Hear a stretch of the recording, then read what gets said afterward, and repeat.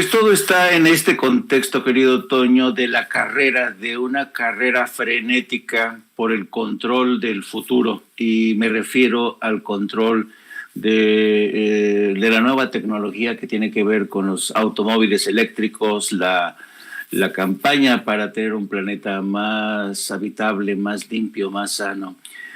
Tú sabes que el país que más, que por el momento va a la cabecera de la carrera, por convertirse en el país que controle el automóvil eléctrico es China.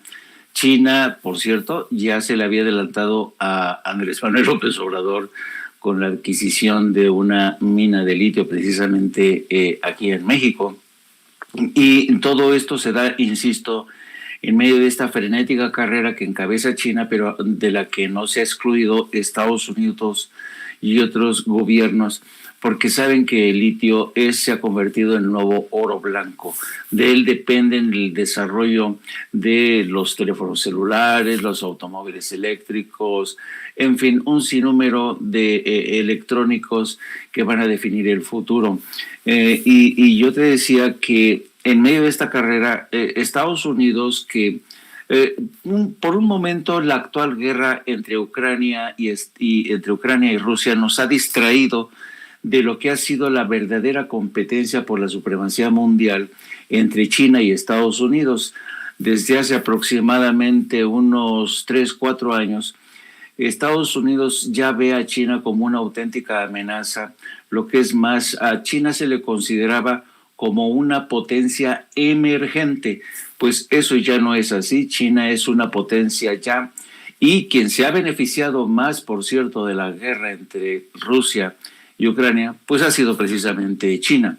Así es que en este contexto, el presidente, que está muy bien informado y sabe que hay intensas disputas por el mercado de litio, ha decidido salir al paso con esta iniciativa de reforma de la industria minera en caso de que falle el intento por sacar adelante la reforma eléctrica que se vota el próximo domingo.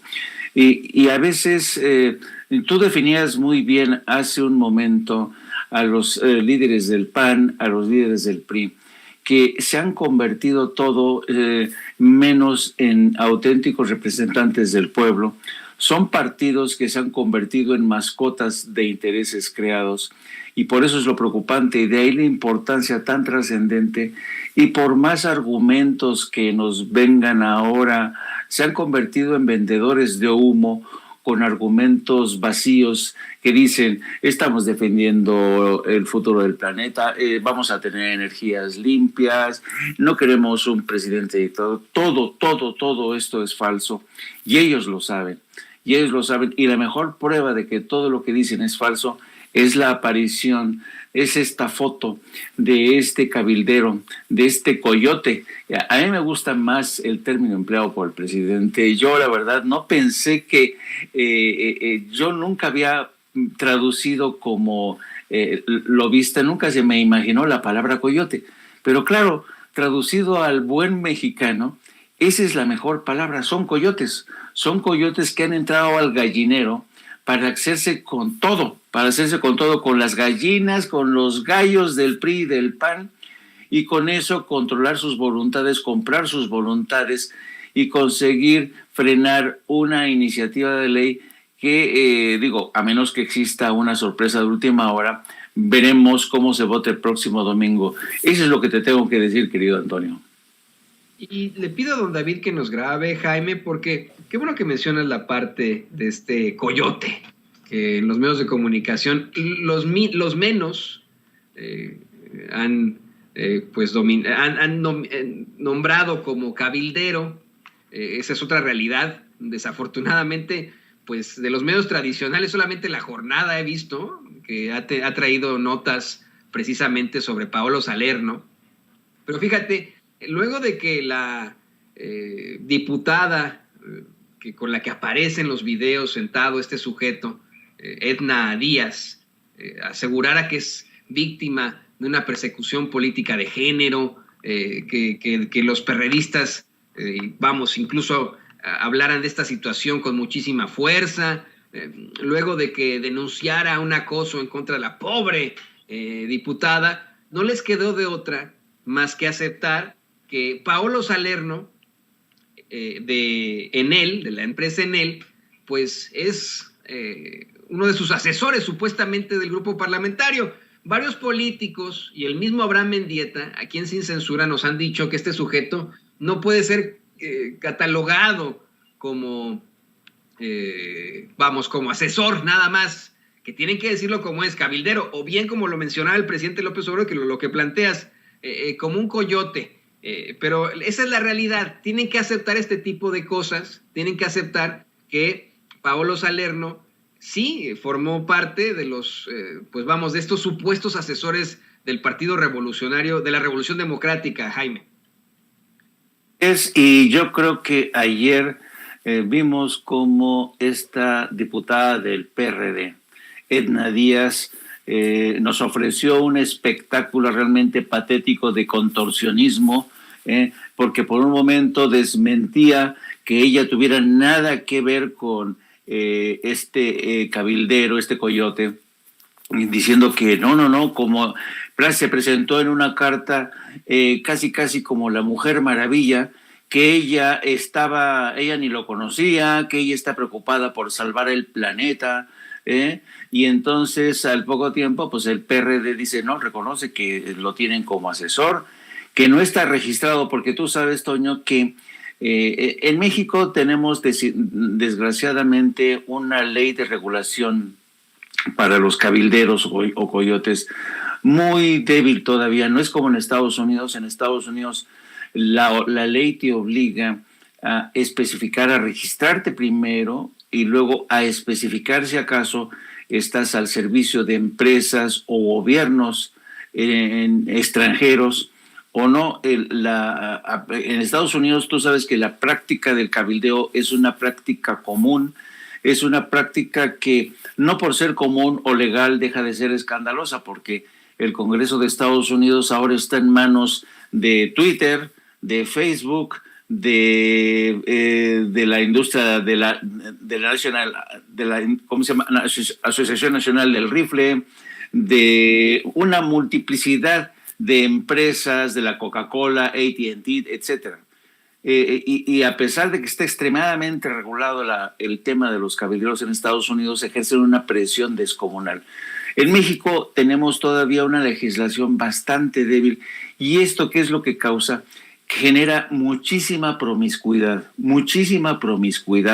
al grado de que hemos visto escenas como las que vimos, la del coyote sentado junto a esta congresista del PRD, y entonces eso te habla de la gravedad al nivel que hemos llegado, el grado de permisividad tan escandalosa que estamos viendo. Antes, ¿te acuerdas cuando la firma de la anterior iniciativa de ley de Peña Nieto, que se cocinó en Estados Unidos y Europa? A mí me consta cómo los congresistas Henry Cuellar o Mitch McConnell se encontraron con Peña Nieto, incluso antes de que fuera candidato a la presidencia, para justamente ponerse de acuerdo con esta iniciativa que le convenía sobre todo a los tejanos. Henry Cuellar y Mitch McConnell son tejanos, pero había muchísima más discreción, ¿sabes? Encuentros en conciliábulos en Estados Unidos y en México, pero en esta ocasión el descaro es brutal. Realmente la gente del PAN y del PRD, yo creo que se han visto deslumbrados yo sospecho, las cantidades que les están ofreciendo, y esto se ha convertido ya en un escándalo. Y todos sabemos que en el caso específico del PRI, el PRD, no digo más, y el PRD ya está muerto, pero el PRI y el PAN van a perder muchísimo. Ya vendieron su alma, ya entregaron su alma al diablo desde hace un buen rato, pero en términos electorales yo creo que esto nos va a costar muchísimo. Vamos a ver si esta supuesta unidad tan granítica del PRI se termina desmoronando de aquí al domingo. Ya existen algunos síntomas, algunos avisos, como el diputado por Campeche, que ha dicho que va a votar a favor de la iniciativa del presidente. Pero pues vamos a ver, tú sabes, la tentación es mucha la presión es mucha y los deseos de ser vendepatrias a veces vence más a la tentación del dinero que comportarse como un auténtico legislador que defiende los intereses del pueblo. Jaime, qué bueno que mencionas esto. Ahora nos convendría en todo caso que diputados como el mismo, pues este señor, que es el hijo del exgobernador Aymas, ¿no? En Campeche, diputados priistas y hasta panistas se rebelen y voten a favor del pueblo de México por una reforma que, insistimos, lo único que busca es darle la prioridad a los consumidores mexicanos, fortalecer a la Comisión Federal de Electricidad, proteger al litio, que es muy importante como mineral de la nación, una reforma que evita que los empresarios tengan el sartén por el mango y puedan determinar los costos, como lo hacen en España, como lo hacen acá en Estados Unidos. Eso es más que claro. Ahora nos conviene que lo hagan, pero ¿no será una vez más abrir la puerta a esas pues ratas que están saliendo del barco en llamas? Yo te lo digo porque a mí me parece que es parte de la ambición del político. Muchos lo saben, están convencidos que el PRD, como bien lo has dicho, está muerto. El PRI está a punto de morir, está verdaderamente en terapia intensiva, y el PAN pues tiene su peor generación en estos momentos. Nos conviene ahora que voten a favor de la reforma eléctrica, pero convendrá después ver a esos expriistas, porque los van a correr del partido si votan a favor de la reforma eléctrica, expanistas en Morena. No nos vamos a enfrentar una vez más a otros Lilis Telles, a otros Germán Martínez. Sí, pero fíjate, Antonio, yo creo que parece un tema baladí, parece un tema sin importancia, pero yo creo que el gran problema que tenemos en México es el tema de la ética. Yo recuerdo que en la década de los 90, justamente cuando hubo numerosos escándalos de corrupción en España, en Francia, en Grecia, yo me acuerdo que algunos de los más importantes filósofos europeos hablaban del tema de la ética, rearmar éticamente a la clase política, y no solamente a la clase política, sino a toda la sociedad. Y insisto, este tema, si lo escuchas, la gente dirá, bueno, la ética, ¿qué tiene que ver la ética, no? La ética es un componente fundamental que nos viene a recordar un poco a todos, incluidos los periodistas, por supuesto. Desafortunadamente en este país y en Estados Unidos y en todo el mundo, la ética se ha convertido en una especie de accesorio del que puedes prescindir, ¿no? Realmente casos como los periodistas sin censura, como tú, como Vicente, como toda la gente sin censura, desafortunadamente son la excepción. Son la excepción, y también ocurre con los medios de comunicación en México. La ética, la honestidad son la excepción, han sido la excepción durante los últimos sexenios. Y parece sin importancia, pero tiene mucho que ver. Y la gente, fíjate que es muy interesante, la gente que vive en Estados Unidos, nuestros paisanos, cuando se asoman a su país, porque se asoman por nostalgia o por los familiares, dicen, ay, ojalá que mi país cambiara, estuviera mejor, pero ellos ven también, reconocen la importancia de que haya una nueva ética, una nueva moralidad, porque ellos ya viven en esa cultura donde hay componentes éticos más robustos. No estoy diciendo que en Estados Unidos no haya corrupción, no haya malandros, no, pero es que se ve con otros ojos a tu país desde fuera. Y yo creo que esta gente del PAN, que como tú bien dices, yo creo que es una generación perdida, son unas manzanas podridas, y quizás la peor manzana es la de Felipe Calderón. Háblales de ética a Felipe Calderón y se parte de la risa, porque es un borracho, es un delincuente, o a Margarita, le vale gorro. Háblale de ética al señor Alito Moreno, y se parte de la risa. Él lo que quiere hablar es de Botox, ¿no? O de que su corte de pelo está bien o que su camisa esté bien planchada. Son gente que no entiende de ética. ¿Y por qué? Porque entre periodistas y políticos consiguieron o se pusieron de acuerdo para echar por la borda esa ética que de alguna manera intentaba recuperar. Yo me acuerdo que durante la presidencia, o mejor dicho, durante la candidatura a la presidencia de Miguel de la Madrid Hurtado, la preocupación de recuperar la ética fue, incluso propuso la creación de una Secretaría de Renovación Moral, que enseguida se vino abajo. No fue posible. ¿Por qué? Porque el ambiente era tan corrosivo, tan corrupto, que era imposible recuperar esa ética. Entonces, algo que parece anodino, algo que parece que se puede solamente discutir en el campo filosófico, resulta hoy de gran importancia en momentos como este. Pídeles tú que a los legisladores del PAN y del PRI tengan un poquito más de ética. Pueden decir, ¿qué es ética? No entienden. Es como antes le preguntabas, es como si les preguntaras a los malandros, oye, tienes que tener derechos humanos, mayor observancia de los derechos humanos. Y es, ¿qué son los derechos humanos? No entienden. Entonces, yo creo que efectivamente la clase política mexicana se ha echado a perder. Y de ahí esta iniciativa del presidente de México de hablar realmente de una cuarta transformación que implica abonar el terreno de la ética, de la honestidad, no solamente para la clase política, para los periodistas. Eso es fundamental, Toño. Tú sabes muy bien, tú eres periodista y has visto cómo a lo largo de todas las últimas décadas, desde Estados Unidos, has visto estos periodistas corruptos, ratas, malandros, que se han enriquecido. Todos los periodistas de mi generación, todos, Antonio, cuando yo regresaba de Europa o de donde yo estuviera a tocar base en México, mis compañeros de generación ya se habían vuelto millonarios, todos. Y eso fue porque ellos avanzaron en una dirección y yo en otra. Entonces, yo creo que aquí de lo que estamos hablando es que ya la clase política mexicana es un asco, está echada a perder.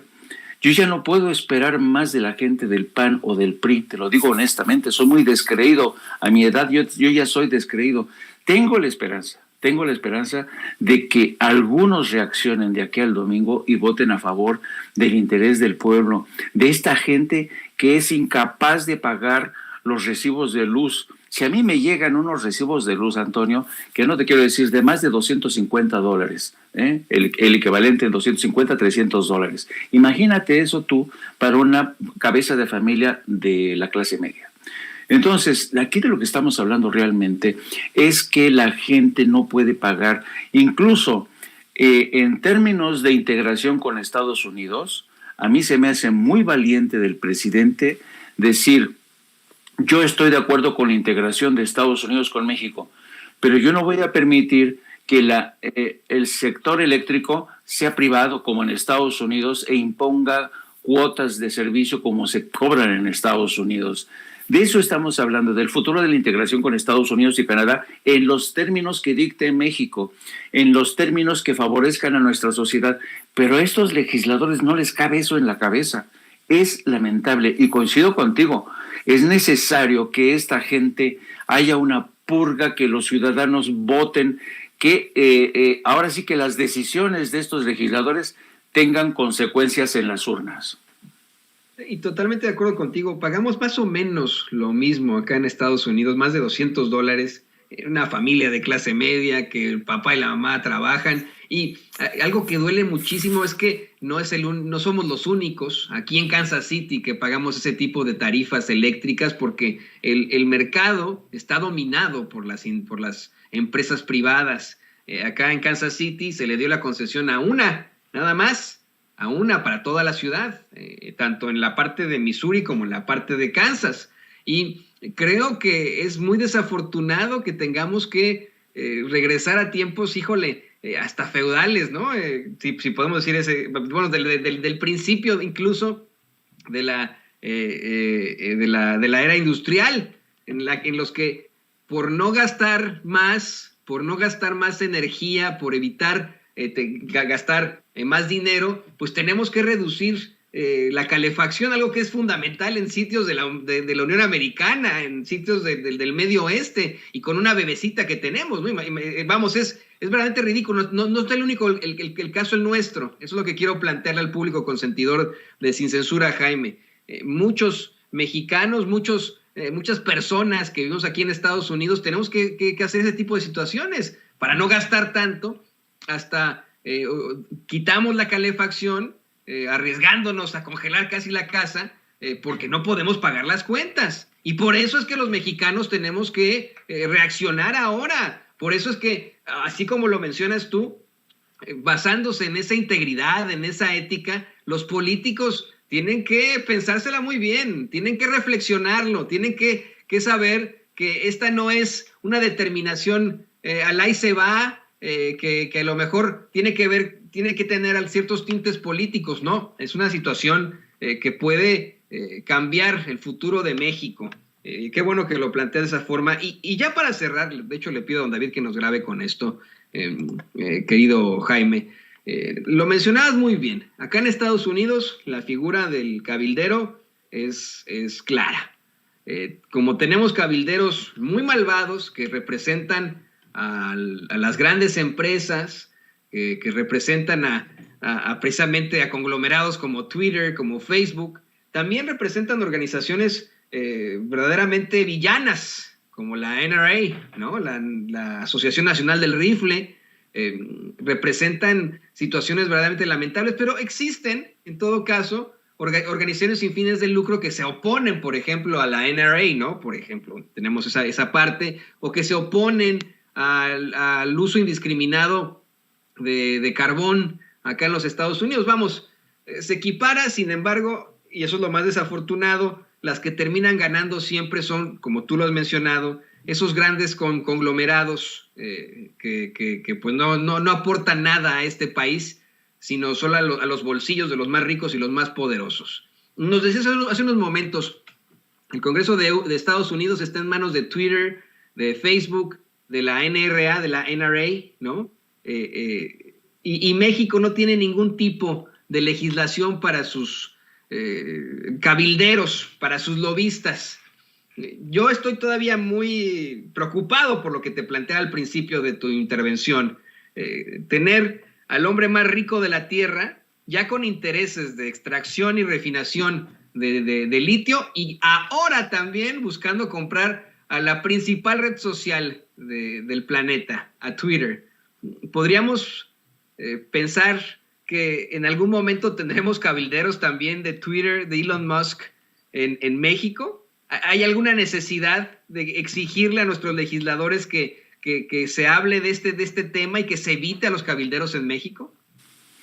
Y sin duda alguna, Antonio, sin duda alguna, porque yo creo que, mira, si los dueños, los gigantes de Silicon Valley ya ejercen una presión tremenda sobre el Capitolio de Estados Unidos, por ejemplo, en las numerosas audiencias en las que ha asistido Mark Zuckerberg al Congreso de Estados Unidos para que explicar las múltiples irregularidades, el modelo de negocios tan nocivo que se implanta en Facebook, nadie, ningún senador o congresista se atreve a tocar con el pétalo de una rosa a Zuckerberg. ¿Por qué? Porque Zuckerberg financia muchas de las campañas políticas de demócratas y republicanos. Los tiene comprados, vaya. Y imagínate tú en ese contexto al señor Elon Musk. Elon Musk no es como dirían en España, no es moco de pavo, no es cualquier cosa.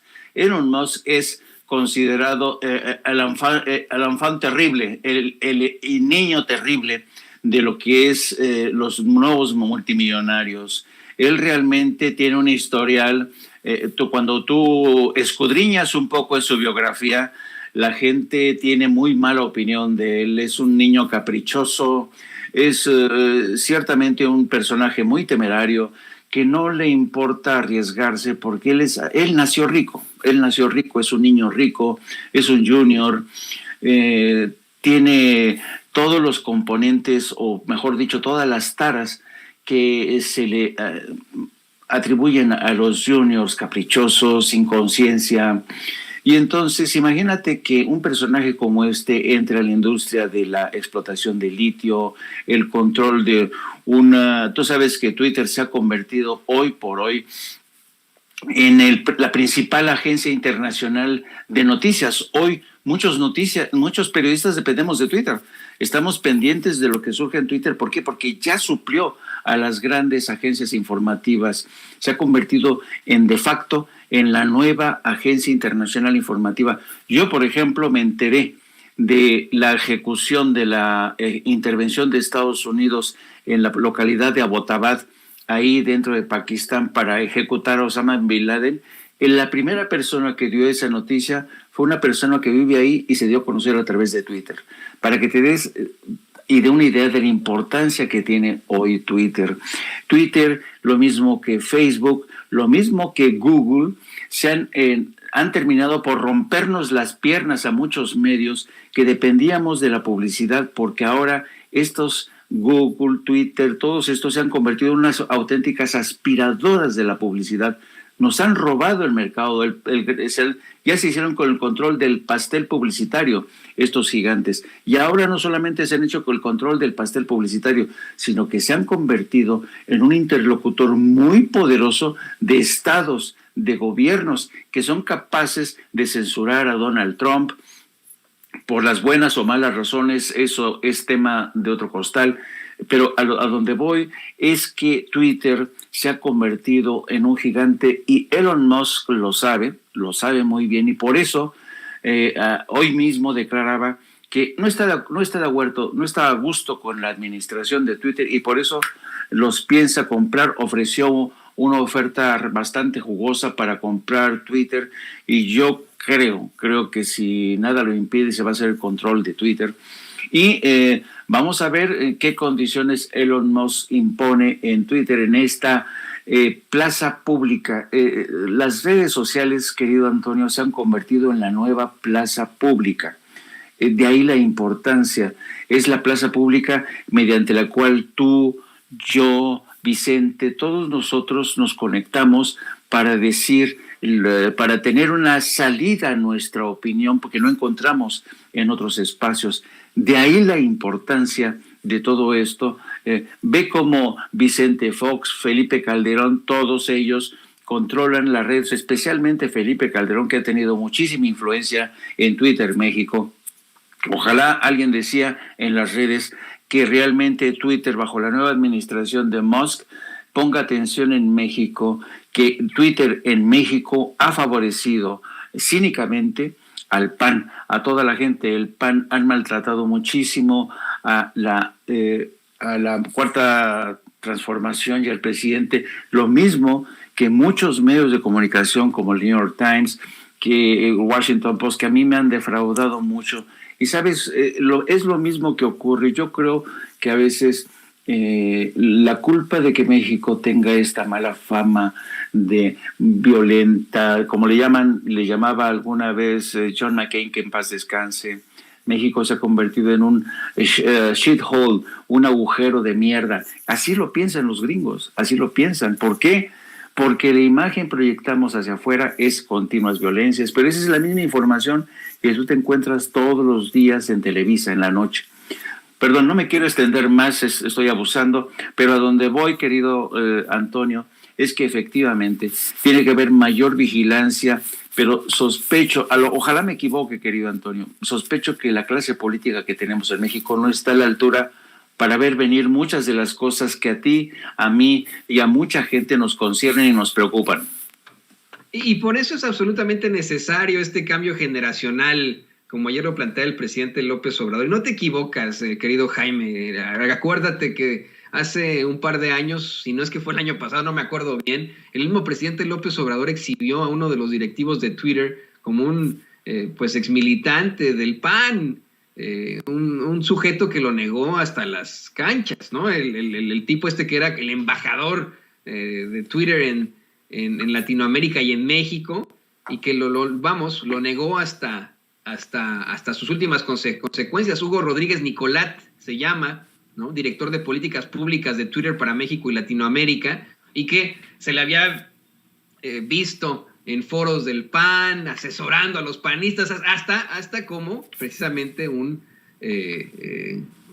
cabildero panista que tienen ahí en Twitter. Lo hemos visto nosotros, tú lo has dicho perfectamente, se trata muy mal a cualquiera que esté en contra del PAN. A mí, y eso lo quiero hacer la denuncia aquí abiertamente, en Sin Censura, contigo presente. Estoy viendo mi feed de Twitter, como tú bien lo mencionas, esa es nuestra máxima agencia de información en estos momentos, déjate tu FAP o lo que sea, Twitter es la máxima agencia de información. Estoy viendo mi feed del Twitter y constantemente me sugieren tweets de Chumel Torres, de Carlos Loret de Mola, de Mariana Gómez del Campo. Esos son los que me sugiere Twitter y constantemente le pongo, este tweet no es relevante, no me lo vuelvan a sugerir, constantemente me lo sugieren. Es verdaderamente lamentable lo que está ocurriendo y por eso es que tengo esa preocupación de que Elon Musk se convierta en el principal detentor de esa red social. Pero mientras tanto, pues vamos a